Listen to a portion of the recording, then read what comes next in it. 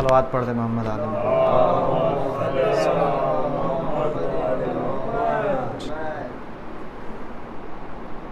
औज़ु बिल्लाहि मिनश शैतानिर रजीम, बिस्मिल्लाहिर रहमानिर रहीम।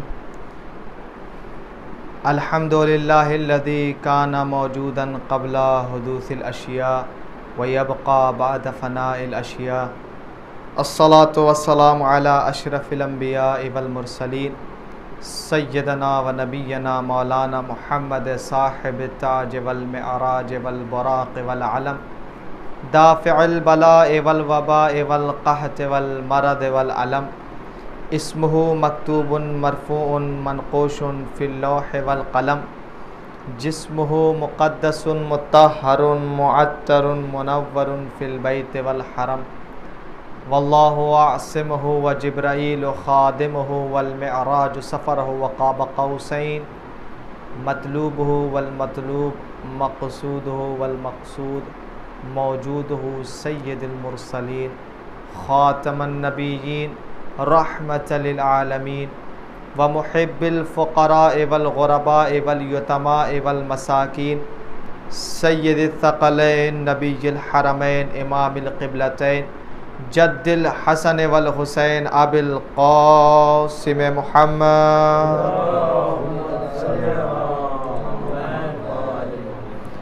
व आलिहि तय्यबीन ताहिरीन अल मासूमीन अल मज़लूमीन व लअनतुल्लाहि अला अअदाइहिम अजमईन मिन यौमिना हाज़ा इला क़याम यौमिद्दीन।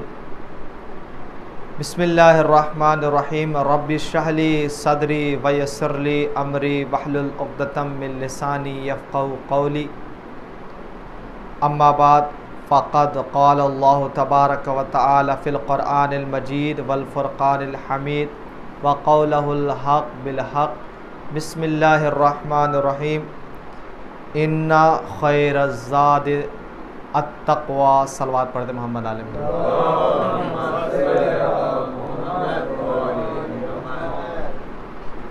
हाज़रीन सलामुन अलैकुम। मैंने जिस आया करीमा को अपना सरनामा सुखन करार दिया है, खुदावंद आलम अपने पाको पाकीज़ा किताब, मुनज़्ज़ह किताब, मुबर्रा किताब, लारैब किताब की बेऐब आयत में अल्लाह इरशाद फरमा रहा है क्या? इन्ना खैरज़्ज़ाद अत्तक़वा।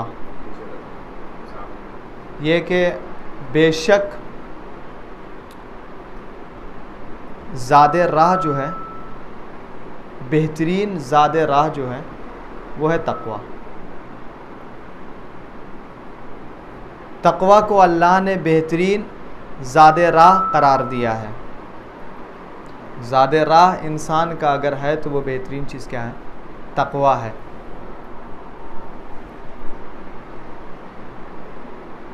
और आज यौम जुमा, यकीनन आज का दिन हमारे लिए अच्छा दिन होता है और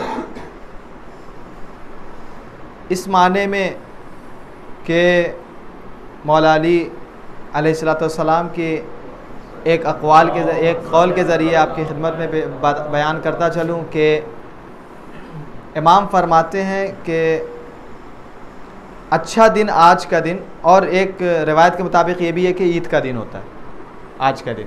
लेकिन बहरहाल अभी अय्याम चल रहे हैं तो हमारे लिए ये ईद का दिन नहीं है, लेकिन कौले मौला कायनात के ज़रिए आज का दिन भी ईद का दिन है। वो कैसे? वो इस तरीक़े से कि मौला फरमाते हैं कि तुमसे जिस दिन भी गुनाह ना हो वो दिन तुम्हारा ईद का दिन है। तो अब इस माने में नहीं है कि आज ईद का दिन है जश्न मनाएं, खुशी मनाएं, नहीं, बल्कि मौला के कौल के मुताबिक, मौला अली के कौल के मुताबिक आज का दिन भी हमारे लिए ईद का दिन होना चाहिए। क्यों? इसलिए कि इमाम फरमाते हैं कि जिस दिन तुमसे गुनाह ना हो वो दिन तुम्हारे लिए ईद का दिन है। तो पता चला कि जब इंसान गुनाह करेगा, जिस दिन गुनाह करेगा वो दिन ईद का दिन नहीं होगा, जिस दिन गुनाहों से पाक रहेगा उस दिन ईद का दिन होगा उसके लिए। सलवात पढ़ दे मोहम्मद आले मोहम्मद।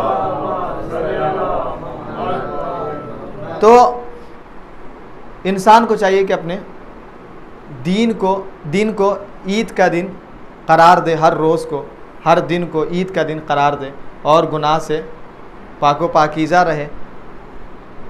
आज खुतबा में बस यूं ही कहना चाहूँगा कि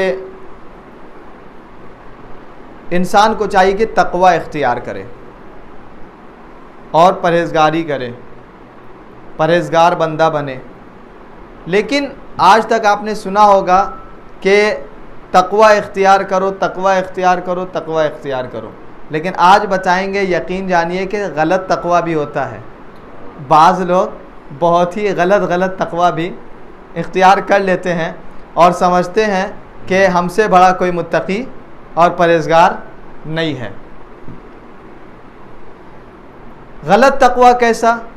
जैसे हमारे बड़े भाई लोग बोलेंगे सूफ़ी, इन लोग का जो तक़वा है क्या है? सिर्फ अल्लाह अल्लाह अल्लाह अल्लाह बैठ के अल्लाहू अल्लाहू करते हैं और समझते हैं कि हमसे बड़ा कोई तक़वा वाला नहीं है, हमसे बड़ा कोई मुत्तकी और परहेज़गार नहीं है। तक़वा इसका नाम नहीं है कि आप एक मकाम पे बैठ जाओ और बैठने के बाद अल्लाह अल्लाह अल्लाह अल्लाह करते रहें, ये गलत तक़वा है। पैगम्बर अकरम सल्लल्लाहु अलैहि वसल्लम की खिदमत में 3 औरत आई और आने के बाद तीनों औरत ने अपने अलग अलग मसाइल को पेश किया पैगंबर की खिदमत में। क्या पेश किया? कहा कि या नबी अल्लाह, हमारा शौहर है। सब ने, पहले औरत ने बयान किया, एक एक करके अलग अलग अपना किस्सा बयान किया और मसला बयान किया कि हमारा शौहर है कि जो गोश्त खाना छोड़ दिया है, गोश्त नहीं खा रहा है। पैगंबर ने कहा ठीक है, सुन लिया। दूसरे का क्या परेशानी? दूसरी औरत ने कहा कि मेरे शौहर ने खुशबू लगाना छोड़ दिया है, मेरे शौहर ने खुशबू लगाना छोड़ दिया है। तीसरी औरत ने कहा कि मेरे शौहर ने हक़ ज़ौजियत को अदा करना छोड़ दिया है, हक़ ज़ौजियत को अदा करना छोड़ दिया है। अब 3 के मसाइल थे, अलग अलग अंदाज में थे। देखिए हम क्या बता रहे हैं, गलत तक़वा। तक़वा गलत नहीं होना चाहिए। तक़वा हो तो वाक़ईन अल्लाह के लिए हो, और तक़वा हो तो वाक़ईन तक़वा हो अल्लाह के नज़दीक, जो तक़वा माना जाता है। कैसा तक़वा होना चाहिए? तो पैगंबर ने जैसे ही ये 3 के मसाइल अलग अलग सुने, फ़ौरन पैगंबर को गुस्सा आया और गज़बनाक हुए और चेहरा सुर्ख हो गया। और कहते हैं कि पैगंबर उसी वक्त गुस्से की हालत में उठे और उठने के बाद अपने मिंबर पे गए, यानी मस्जिद नबवी में गए, और जाने के बाद लोगों को जमा किया। गुस्से का आलम क्या बताया? आलम इस तरह था कि पैगंबर जब अपनी जगह से उठे हैं और उठने के बाद मस्जिद की तरफ गए हैं तो उनकी अबा जो है ज़मीन में ख़त खींचते चली जा रही थी, यानी इतने गुस्से में थे और जल्दी में कि देखें गलत तक़वा कैसा होता है। पैगंबर आए, आने के बाद मिंबर पे खुतबा दिया। खुतबा देने के बाद पैगंबर ने ये बात बताई, क्या कि सुना है कि तुम लोगों के दरमियान कुछ लोग ऐसे हैं कि जिन्होंने गोश्त खाना छोड़ दिया है, कुछ लोग ऐसे हैं कि जो खुशबू लगाना छोड़ दिया जिन्होंने, कुछ लोग ऐसे हैं कि जो, तीसरा हक़ ज़ौजियत जो है अदा करना छोड़ दिया।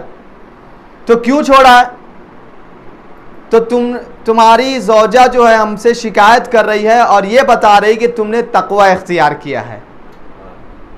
क्या तुम इसको तक़वा मानते हो कि गोश्त को छोड़ देना खाना और खुशबू लगाना छोड़ देना और हक़ ज़ौजियत अदा ना करना, और सोचोगे तुम कि हम हक़ तक़वा कर रहे हैं, जो हक़ है तक़वा का वो अदा कर रहे हैं और हमने अच्छा तक़वा इख्तियार किया? पैगंबर ने कहा कि ये हमारी तीनों सुन्नत है, ये तीनों चीज़ें हमारी सुन्नत है।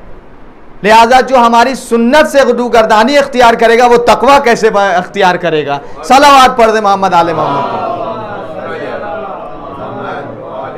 पैगंबर की सुन्नत से रूगर्दानी इख्तियार करना तकवा कैसे हो सकता है?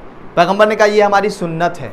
खुशबू लगाना, खुशबू के बारे में मिलता है कि इंसान इसके पीछे जितना भी खर्च कर ले, जितना भी पैसा वेस्ट कर ले, खर्च कर ले, लेकिन अल्लाह कहता है कि इस पैसे का मैं हिसाब नहीं लूंगा, इसका हिसाब ही नहीं है कुछ। वो अलग बात है कि हिसाब तो अल्लाह के पास है कि कितना खर्च कर रहा है कितना, लेकिन सवाल नहीं किया जाएगा तुमने ये पैसा इधर क्यों खर्च किया, ये सवाल नहीं किया जाएगा। तो खुशबू की इतनी अजमत, और इंसान क्या है, खुशबू लगाना छोड़ दिया और समझ रहा है कि मैं तकवा इख्तियार कर लिया। तो ऐसा नहीं है। इसी तरीके से ऐसा ना कि लोग कहें कि क़िबला गोश्त के पीछे बड़ी पड़े हैं, तो गोश्त का मसला नहीं है। अगर हम आज गोश्त के ज़माने, ऐसे भी आज के ज़माने में कहते हैं कि हफ्ते में और महीने में अगर गोश्त ना खाए तो मुसलमान कहेंगे, लोग कहते हैं, तो क्या मतलब, ऐसा थोड़ी है। लेकिन हाँ, वाक़ई ये सुन्नत पैगंबर है, सुन्नत नबी है गोश्त खाना। क्यों? इसलिए कि पैगंबर वो है कि जो बग़ैर वही इलाही के कलाम नहीं करते, और यानी पैगंबर बता रहे, इसका मतलब कि परवरदिगार बता रहा है, परवरदिगार हमें हुक्म दे रहा है। और यही तो वजह है कि अगर ऐसा ना होता तो अल्लाह बाज़ मकामात पे ये नहीं कहता कि ये ज़िबा करो, वो ज़िबा करो, कुर्बानी करो, अकीका करो, ये करो। क्यों?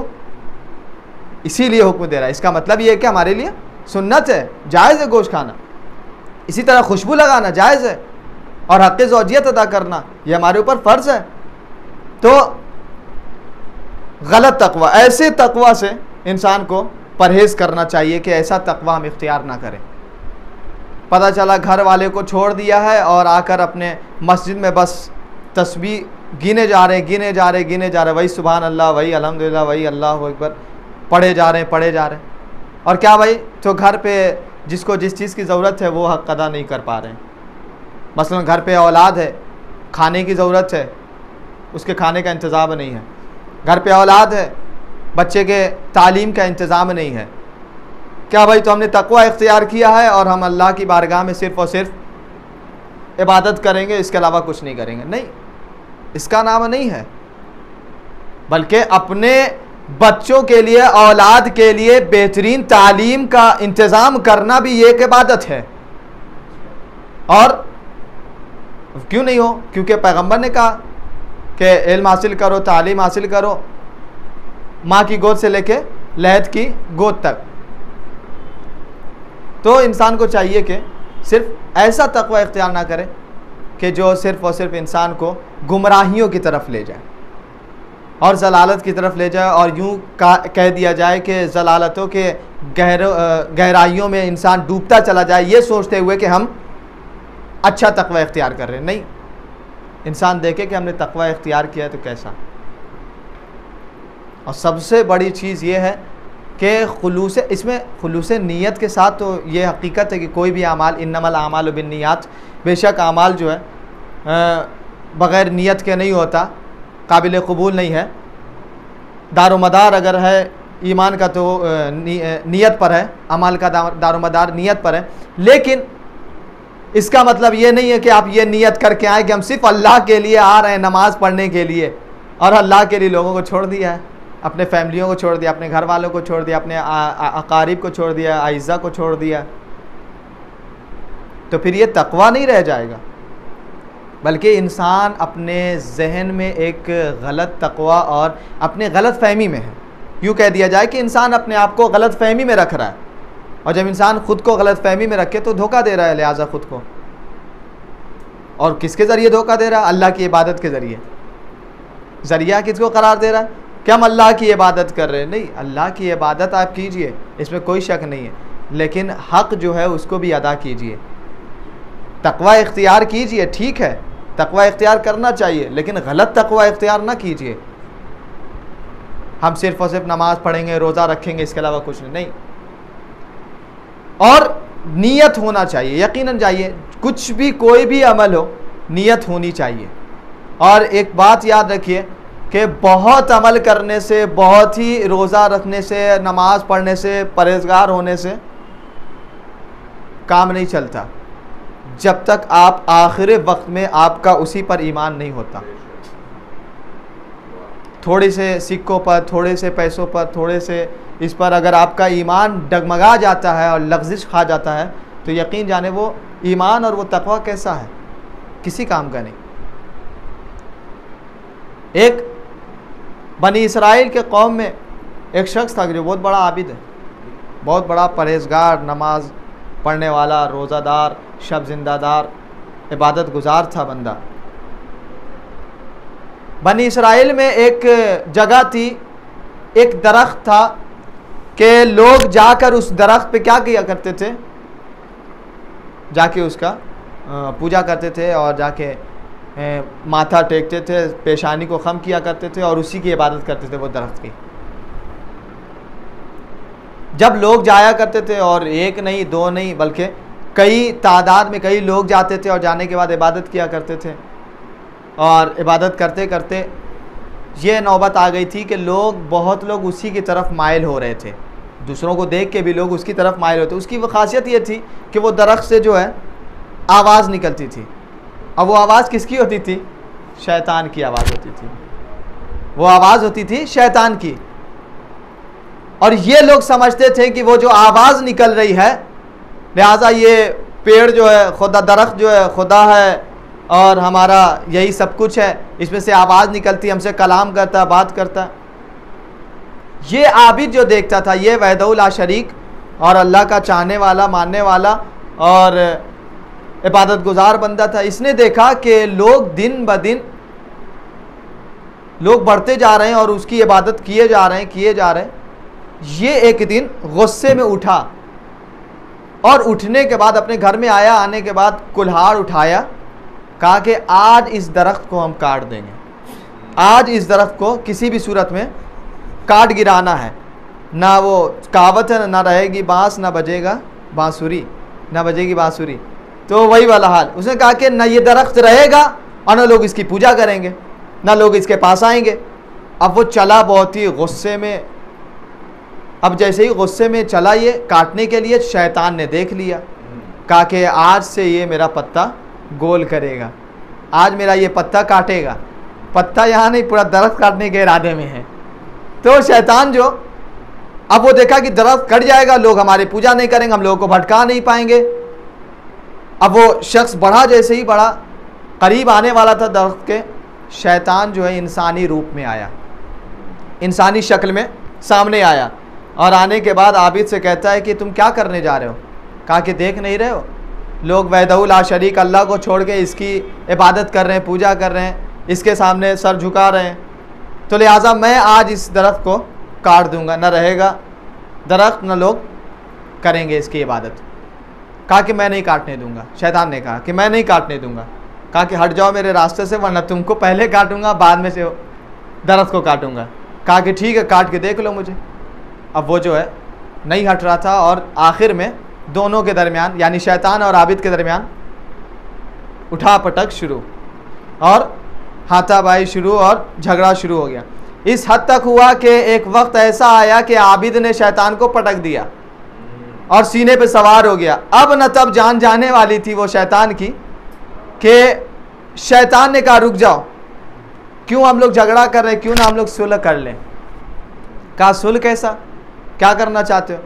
कहा कि देखो तुमको इससे क्या परेशानी है। कहा कि नहीं, ये पूजा लोग करते हैं, इसकी इबादत करते हैं, जिसकी वजह से हमें परेशानी ये होती है कि हम लोगों को अच्छी अच्छी बातें नहीं बता पाते हैं और लोग मेरी तरफ नहीं आते हैं और लोगों का मदद नहीं कर पाते, हम खैर काम नहीं कर पाते, अच्छा काम नहीं। ये सब अपना बयान शुरू किया आबिद ने। कहा कि अच्छा ठीक है, तुम एक काम करो। कहा क्या?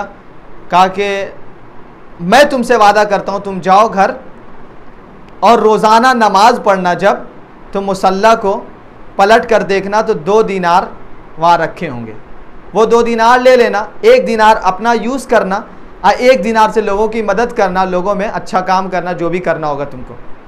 इससे बेहतरीन अमल क्या है, ये तुम करना रोज़ाना। अब ये जो आबिद था 2 दीनार देख के राज़ी हो गया। अब ये आबिद जो चला और आने के बाद नमाज पढ़ना शुरू किया। अपना जिस तरीके से नमाज का वक्त होता था, नमाज पढ़ता था, मुसल्ला हटाता था, 2 दीनार सामने मिल जाता था।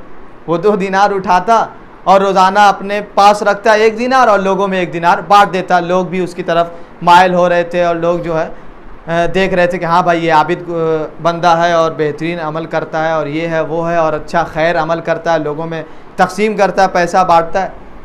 अब ये जैसे ही अमल 1 दिन 2 दिन तीसरे दिन चलता रहा ये अमल, एक वक्त ऐसा आया कि मुसल्ला उल्टा 1 भी दिनार नहीं, 1 भी दिनार नहीं मिला। अब ये आबिद परेशान हुआ, आज दिनार, अच्छा कुछ मिस्टेक हो गया होगा, बहरहाल आज नहीं आया। दूसरा दिन आया, मुसल्ला पलटा, दिनार नहीं है। तीसरा दिन दिनार नहीं है। फिर ये गुस्सा आ गया, गुस्सा में उठा और उठाने में कुल्हाड़ उठाया, कहा कि आज हम छोड़ेंगे नहीं, आज तो हम काट के रहेंगे किसी भी सूरत में दरख्त को। फिर वही दरख्त को काटने के लिए बढ़ा। शैतान ने देखा, कहा कि ये माजरा समझ में नहीं आता, आज फिर जो है काट देगा, ये एकदम भिड़ा हुआ है कि आज हम काट के रहेंगे। एक मरतबा शैतान सामने आया इंसानी शक्ल में और आने के बाद फिर वही हरकत हुई। क्या? रोका रास्ता, और रास्ता रोकने के बाद वो नहीं माना और दोनों में झगड़े शुरू हो गए। अब मामला उल्टा है। अब क्या था? पहले क्या था? आबिद सीने पे सवार हुआ था शैतान के। अब यहां मामला उल्टा है, शैतान सवार हो गया किसके ऊपर? आबिद के ऊपर। अब आबिद की जान खतरे में है। अब वो जो शख्स था उसकी जान खतरे में, अब परेशान है। अब ये कह रहा है कि अब तो मुझे मार डालेगा, शैतान छोड़ेगा नहीं। एक मर्तबा शैतान ने कहा कि ये बताओ क्यों जा रहे हो दरख्त काटने के, तुम्हारा क्या नुकसान है, फ़ायदा इसमें? कहा कि वो फ़ायदा तो बात की बात है, बाद में जो ये बताओ कि तुमने वादा किया था, वादा खिलाफ़ी क्यों किए? कहा क्या वादा खिलाफ़ी किया? कहा कि तुमने कहा था कि रोज़ाना दिनार आएगा, 3 दिन हो गए दिनार नहीं आया। वहाँ पे मैं देखा दिनार नहीं है, मिला नहीं मुझे अभी तक दिनार। वो कहाँ गया दिनार? कहा कि वो दिनार तुम्हें 3 दिन से नहीं मिला? कहा नहीं मिला। कहा कि अगर दिनार नहीं मिला तो ये दरख्त क्यों काटने जा रहे हो? दिनार नहीं मिला तो दरख्त से क्या मतलब? कहा कि यही तो काटने जा रहा था, तो तुम जो रोक रहे थे मुझे और कह रहे थे कि दिनार मिलेगा, दूसरा खैर अमल कर लेना, अब तो मुझे मिला नहीं, अब मैं ये काट के करूँगा अमल। एक मरतबा शैतान ने कहा कि बंदा ये बता कि तू जब पहली बार जा रहा था तो किस नीयत से जा रहा था? तू जो पहली बार जा रहा था दरख्त काटने के लिए, किस नीयत से? कहा कि मैं इसलिए जा रहा था कि दरख्त काटूंगा ताकि लोग वहदहू ला शरीक की इबादत करेंगे, लोग उनकी अल्लाह की इबादत करेंगे, इसकी इबादत नहीं करेंगे। कहा कि अब क्यों जा रहा है? कहा कि अब इसलिए जा रहे, तू 3 दिन से दिनार नहीं दे रहा है, इसलिए मैं जा रहा हूँ, काट के हटा देता हूँ उसको। गुस्सा मुझे आ गया। कहा कि बस तेरा अमल जो पहला था वो अल्लाह के लिए था, मेरा मकसद पूरा हो गया। मैं चाह रहा था कि तुझे अपने रास्ते से भटका दूं, मैंने तुझे भटका दिया। तू पहले जा रहा था तो अल्लाह की नीयत से जा रहा था ताकि लोग अल्लाह की इबादत करें, दर्द को काट दें, लेकिन अब जो तू जा रहा है वो दीनार के लालच में जा रहा है, अल्लाह के लिए नहीं जा रहा है। सलावत पढ़ दे मोहम्मद आले मोहम्मद पर। अब तू जा दर्द काट दे, चाहे कुछ भी कर, मेरा मकसद पूरा हो गया। अब वो बहुत ही अपने आप में शर्मिंदा हुआ। होने के बाद अल्लाह के बारगाह में दस्ते अदब जोड़ा और जोड़ने के बाद तौबा की, तौबा करने लगा। तो इससे इतना नतीजा समझ में आ जाता है कि इंसान अगर पहले कोई अमल करता है तो अल्लाह के लिए करता है और अल्लाह की नीयत से, खुलूस नीयत से करता है। लेकिन दूसरी बात, जब इंसान कभी कभी ऐसा होता है कि दिखावे में चला जाता है, तो इंसान को चाहिए कि अल्लाह के लिए अमल करे, तो कुछ भी करे अल्लाह के लिए करे, लेकिन अल्लाह के लिए करे लेकिन गलत अमल को ना करे, गलत इख्तियार रास्ता ना करे, रास्ता गलत इख्तियार ना करे। देखे कि हम किस नीयत से जा रहे हैं और क्या करने जा रहे हैं। तो ये आलम था किसका? वो शैतान का, कि किस तरीके से बहकाया।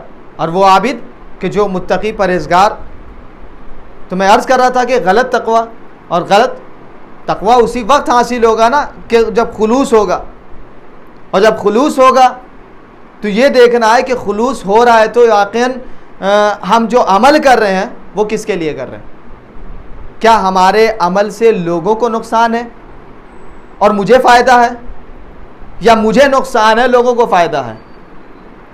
यह मामला बरअक्स है, ना उसको फ़ायदा ना तुमको फ़ायदा। इंसान गलत इख्तियार करेगा रास्ता को तो ख़ुद को भी फ़ायदा नहीं होगा। अब ये एक इंसान है कि जो बैठा हुआ है इबादत पे इबादत इबादत पे इबादत कर रहा है, रात भर नमाज़ें पढ़ रहा है, रोज़ा रख रहा है दिन भर, और घर में आराम से इबादत कर रहा है, घर में है, कहीं नहीं जा रहा है, तो ख़ुद तो धोखा में रख रहा है, ख़ुद तो धोखे में है, लेकिन हक़ जो है घर का वो अदा नहीं कर पा रहा है, यानी लोगों के हक़ को भी अदा नहीं कर पा रहा है। पता ये चला खुद को भी नुकसान में रख रहा है, दूसरों को भी नुकसान में रख रहा है। तो ऐसे तकवा और ऐसे परहेजगारी का क्या मतलब है? कुछ नहीं। हमें चाहिए कि हम अपनी जिम्मेदारियां को समझें और सिर्फ इस रास्ते पे ना चलें कि हम बस इलाही बंदा हैं और अल्लाह की बारगाह में। वो देखिए सूफ़ी लोग का कैसा होता है, सिर्फ अल्लाह अल्लाह करते रहते हैं, अल्लाह अल्लाह करते रहते हैं, किसी से कोई मतलब नहीं है। एक जगह इख्तियार कर लेते हैं, वहाँ इबादत कर रहे हैं। तो इंसान को चाहिए कि अच्छा तकवा इख्तियार करें, सही तकवा इख्तियार करें, गलत तकवा इख्तियार न करें। यानी ख़ुद का भी ख्याल रखें, अपने अहले ख़ाना का भी ख्याल रखें, अपने औलाद का भी ख्याल रखें, अपने आइज़ा व अकारिब का भी ख्याल रखें कि हम अपनी ज़िंदगी को किस राह में लेके जा रहे हैं, हम अपनी ज़िंदगी को किस राह पर चला रहे हैं, किस राह पर से गुज़ार रहे हैं। ये इंसान को चाहिए कि देखे और अपने अंदर मुहासबा नफ्स करे और देखे कि मैं कैसा ज़िंदगी गुजार रहा हूँ, किस तरीक़े की ज़िंदगी गुजार रहा हूँ, क्या हमारी ज़िंदगी से दूसरों को फ़ायदा है या नहीं है, क्या हमारी ज़िंदगी से मुझे ख़ुद को नुकसान है या ख़ुद को फ़ायदा है। तो अज़ीज़ान गिरामी, इंसान को चाहिए कि बेहतरीन और अच्छा तक़वा इख्तियार करे और ज़्यादा राह जो है वो अल्लाह के नज़दीक तक़वा है। और आगे की आयत है वत्तक़ूनी या उलिल अलबाब। आगे का जुमला है क्या कि हम ये जो तक़वा दे रहे हैं ये हर किसी को तक़वा नहीं हासिल होता, यानी गैर आक़िल जिसके पास अक्ल नहीं है उसको तक़वा हासिल नहीं होता। यानी पता ये चला कि जिसके पास अक्ल होगा उसी के पास तक़वा आ सकती है, जो गैर आक़िल है उसके पास तक़वा नहीं आ सकती। तो आक़िल होना तक़वा के लिए शर्त है। अब जब हम आक़िल हैं, अल्लाह ने हर इंसान को अक्ल दिया है, तो वही अक्ल पे, अक्ल के तराजू पर इंसान को चाहिए कि अपनी ज़िंदगी को परखे कि हम किस राह पर हैं, किस राह पर चल रहे हैं। आज यौम जुमुआ, यकीनन आज का दिन इमाम ज़माना से भी मंसूब है और आज ही का दिन इमाम ज़माना के ज़ुहूर का दिन मंसूब करार दिया गया है। तो इंसान को चाहिए कि अपनी ज़िंदगी में ये बिलखुसूस हमारे वक्त के इमाम इस वक्त जो हमारे दरमियान मौजूद हैं, ये हम जो कहते हैं वाक़ईन के पर्दा गैब में हैं, असल देखा जाए तो हम गैब में हैं, हम गैबत में हैं, ना कि इमाम है। इमाम तो सब कुछ देख रहा है, मैं इमाम को नहीं देख पा रहा हूँ। इसका मतलब क्या है कि जो नहीं देख रहा है उसके अंदर खामियां हैं, ना कि उस इंसान के अंदर खामियां, उसके अंदर खामियां कि जो हमें देख रहा है। जो हमें देख रहा है उसके अंदर खामियां नहीं, हम इमाम को नहीं देख पा रहे, इसका मतलब ये कि हमारे अंदर खामियां हैं, हमारे अंदर कुछ चीज़ें नहीं हैं जिसकी वजह से हम इमाम को नहीं देख पा रहे। तो जो हमारे अंदर एक बेहतरीन और अच्छे अमल के साथ तक़वा हमें जब इख्तियार करेंगे तो यकीन जाने हमारे सामने से वो जो पर्दा हायल है ना, वो पर्दा हट जाएगा। और इमाम से वाक़ई बहुत सारे आयतुल्लाह हैं कि जो इमाम से मुलाकात करते हैं, इमाम मिलते हैं, इमाम बातें करते हैं, इमाम अपना राह हल उनको बताते हैं कि वो किसी चीज़ में भी मुश्किलात में फंसते हैं, किसी कैसी भी मुश्किलात हो, कैसी भी, उसमें इमाम उनकी मदद करते हैं। तो ये कब होगा? जब हम इमाम के लिए कुछ करेंगे और इमाम को याद करेंगे और इमाम के लिए वाक़ई चाहेंगे कि हमारे इमाम मदद कर सकें, तब होगा। छोटा सा नुस्खा देता चलो, बताता चलो, ये कि हम बहुत लोग कहते हैं कि हम गुनाहगार इंसान हैं, लिहाजा हमसे इमाम राज़ी नहीं होंगे, इमाम हमसे मदद नहीं करेंगे, इमाम हमसे ये नहीं करेंगे, वो नहीं करेंगे, हम कैसे इमाम के करीब जा सकते हैं। नहीं, हर इंसान इमाम के करीब जा सकता है, हर इंसान अपने इमाम की बारगाह में अपनी हाजतों को पेश कर सकता है, हर इंसान अपने इमाम से अपने लिए मदद तलब कर सकता है, हर इंसान, चाहे वो कितना भी गुनाहगार हो। बस छोटा सा अमल कर लें, क्या कि इंसान को चाहिए कि कुछ भी, एक छोटा है तो बहुत सारा अमल, लेकिन बस एक छोटा सा ये अमल कि इंसान को चाहिए कि एक बंदे मोमिन को कि कुछ ना करे, लेकिन इमाम की खिदमत में ज़रूर कुरान की तिलावत का हदिया पेश करें। बस जब इमाम की खिदमत में हदिया पेश करेगा, मिसाल से बात आपको बताता चलूँ कि जब एक इंसान किसी को तोहफ़ा देता है, मसलन हमने 10 रुपए का किसी को कलम दिया, तो यकीन जानिए जिसको मैंने दिया है उसके दिल में ये बात आ जाएगी कि ये साहब ने मुझे तोहफ़ा दिया, वलोचे 10 रुपए का कलम है, 10 रुपए का तोहफ़ा दिया, तो लिहाजा हमारे ऊपर फ़र्ज़ बनता है कि मैं 15 रुपए का उनको तोहफ़ा दूँ। ये हमारे ऊपर फ़र्ज़ बनता है कि 15 रुपए का तोहफ़ा दूँ। ये कौन इंसान है? जो आम इंसान है, जो गुनाहगार है, ख़तावार है। वो इंसान ये सोचता है कि अगर किसी ने मुझे तोहफ़ा दिया, वलोचे 2 रुपए का क्यों ना हो, 3 रुपए का क्यों ना हो, 10 रुपए का क्यों ना हो, लिहाजा मैं उससे बढ़ चढ़ कर तोहफ़ा अता करूँ उसे। हम क्या करते हैं? हमारा रूल यही है कि हम 10 रुपए का 15 रुपए का बढ़ा के देते हैं।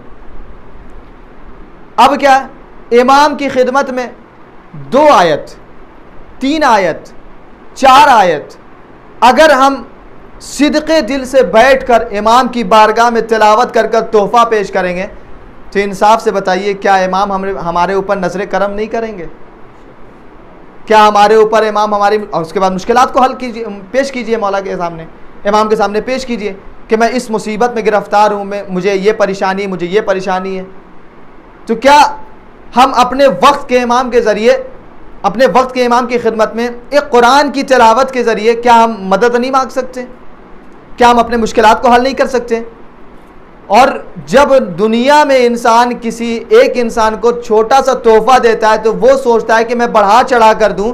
जो कायनात का अमीर है, जिसके हाथ में कुल कायनात है, जो मालिक है, वाकई क्या अगर उसने ज़र्रा बराबर भी नज़र करम कर दिया तो फिर हमारी ज़िंदगी पर गुजर जाएगी आसानी से। हम तो एक लम्हे के लिए सोचेंगे कि हमारी मुश्किलात हल हो जाए, एक मुश्किल हल हो जाए, लेकिन कहते हैं कि अगर इमाम नज़र करम कर देंगे एक बार तो हमारी पूरी ज़िंदगी अच्छी आसानी से गुजर जाएगी और कोई मुश्किलात नहीं आएगी। तो ये कब होगा? जब हमारे दिल में इमाम की मोहब्बत होगी और ये सिदक़े दिल से इमाम की बारगाह में ये सोच कर बैठेंगे कि वाकई हमारी इमाम मदद करेंगे। तो पहले तोहफ़ा देना पड़ेगा। तो क्या है तोहफ़ा? वही है 4 आयत 5 आयत कुरान की तिलावत करके इमाम की बारगाह में हदिया कीजिए और उनकी वालिदा गिरामी को बख्श दीजिए। तो यकीन जानिए वो इमाम हम पे नज़र व करम करेंगे और हमारे लिए रास्ता हमवार हो जाएगा ज़िंदगी का, और जो मुश्किलात आएंगी आसानी से लिपट जाएंगी, आसानी से ख़त्म हो जाएंगी। क्यों? इसलिए कि हमारे पास इतनी बड़ी ताकत है, हमारे पास इमाम मौजूद है। वाक़ई ये तो हकीकत नहीं है, ये बात है कि ये लफाजी नहीं है कि वो लोग क्या करेंगे जिनके पास इमाम नहीं है, कि जिसके पास कोई रहबर नहीं है। खुदा का शुक्र है कि हमारी कौम जो है बेइमाम नहीं है, हमारी कौम इमाम के साथ है और यही इमाम के साथ हम महशूर किए जाएंगे। लिहाजा हमारे ऊपर फ़र्ज़ बनता है कि हम इमाम से मदद तलब करें, अपनी मुश्किलात को बयान करें। और आज का दिन जो कल की रात गुज़री, जो आज रात गुज़री शब जुमा, बेहतरीन तौबा और बेहतरीन तौबा नसूहा, जिसको कुरान ने कहा है कि तौबा नसूहा यानी बेहतरीन खुलूस दिल से अल्लाह की बारगाह में एक नसीहत आमेज़ तौबा करने का हुक्म दिया जा रहा। तो शब जुमा बेहतरीन तौबा और हमारे आमाल इमाम के खिदमत में पेश होते हैं। जब इमाम की खिदमत में हमारे आमाल पेश होंगे तो मेरे आमाल किस तरीके से, किस अंदाज में होंगे? गुनाह तो किया है लेकिन बंदा जो है शर्मिंदा है, अपने गुनाह पर शर्मिंदा है, नादिम है कि हाँ मैंने गुनाह किया है, लिहाजा हमारे गुनाह को बख्श दीजिए। और इमाम देखेंगे कि वाकई हमारा बंदा हमसे तलब कर रहा है, कुछ हमसे कुछ मांग रहा है। और वो हमने कहा कि कुरान, जब इमाम देखेंगे कि हमारी बारगाह में बंदे ने कुरान का तोहफ़ा पेश किया है, तो क्या ऐसा हो सकता है कि एक जो मामूली इंसान है वो एक दूसरे को तोहफ़ा देने से गुरेज ना करें, और वो जो इंसान है कि जो चाहता है कि 10 की बजाय 20 और 20 की जगह 30 की तोहफ़ा पेश करें, बढ़ा चढ़ा कर तोहफ़ा पेश करें, तो क्या इमाम हमें तोहफ़ा वापस नहीं करेंगे? तोहफ़ा यानी पलटा के क्या हमें नहीं देंगे इमाम? और हमारा तोहफ़ा तो एक कुरान का है तोहफ़ा, लेकिन इमाम का तोहफ़ा, इमाम का जब तोहफ़ा होगा तो फिर वाक़ई हमारी दुनिया भी आबाद है, आखिरत भी आबाद है। एक सलवात पढ़ दे मोहम्मद आले मोहम्मद। तो हमें चाहिए कि तक़वा इख्तियार करें, लेकिन गलत तक़वा इख्तियार ना करें, सही तक़वा इख्तियार करें और हक़ अदा करें। हर एक जिसके ऊपर आपकी ज़िम्मेदारी है, जिसकी ज़िम्मेदारी है आपके ऊपर, उसकी ज़िम्मेदारियों को पूरा करें। चाहिए कि हमें अपने अहले खाना को देखें, लोगों को देखें, लोगों के दरमियान किस तरीक़े से पेश आना है, क्या है, ये बहुत सारी बातें हैं कि जो तक़वे के अंदर आ जाती है। सही तक़वा इख्तियार करें